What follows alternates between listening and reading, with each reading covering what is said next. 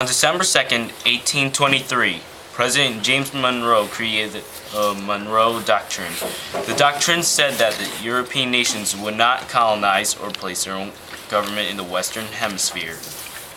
President Monroe first presented the doctrine to Congress during his 7th State of the Union address. The doctrine was ignored greatly by many people worldwide.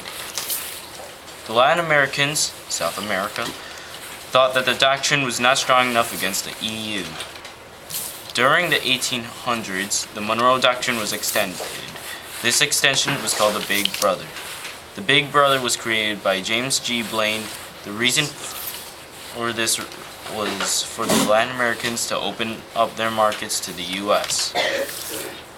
Another add-on to the doctrine was added sometime during the 1900s.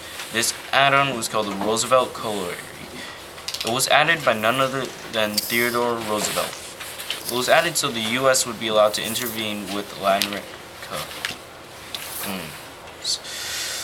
Next, in 1928, President Kennedy concluded in the Clark Memorandum that the U.S. was not needed in the way of the Latin American lives, and that the Latin Americans could defend themselves against actions of other countries, peoples, etc.